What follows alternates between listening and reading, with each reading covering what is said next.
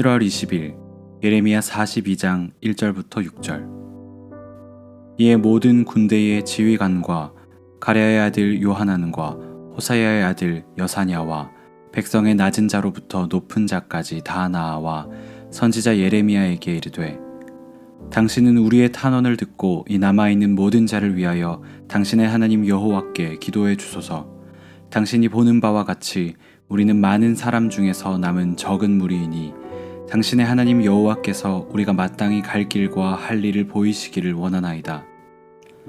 선지자 예레미야가 그들에게 이르되, 내가 너희 말을 들었은즉 너희 말대로 너희 하나님 여호와께 기도하고 무릇 여호와께서 너희에게 응답하시는 것을 숨김이 없이 너희에게 말하리라.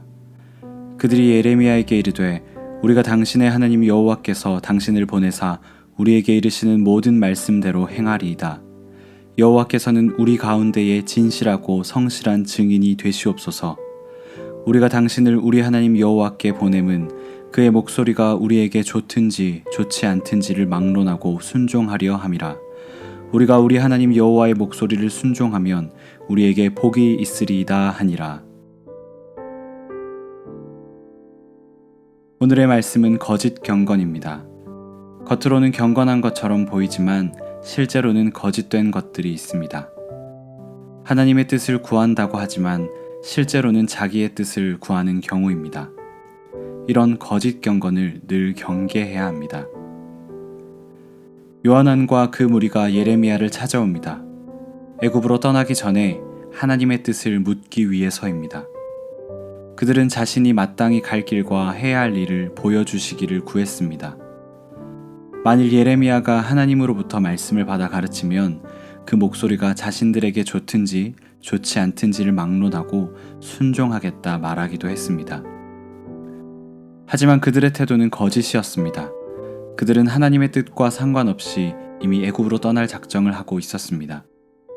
여호와의 목소리를 순종하는 것이 복이 된다는 그들의 고백은 거짓이었습니다.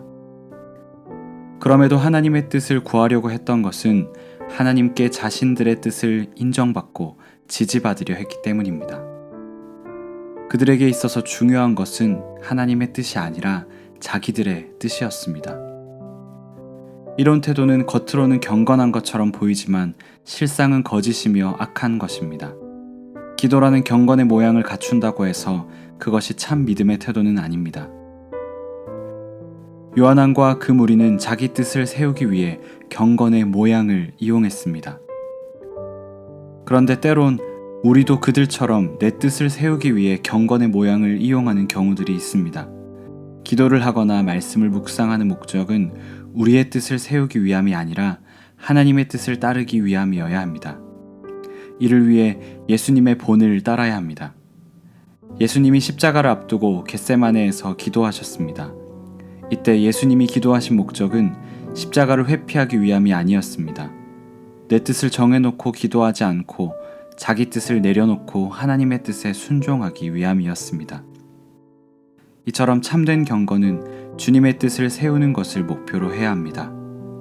우리 기도가 우리 자신의 뜻을 고집하기 위해서가 아니라 하나님의 뜻을 알고 순종하기 위한 것이기를 간절히 바랍니다.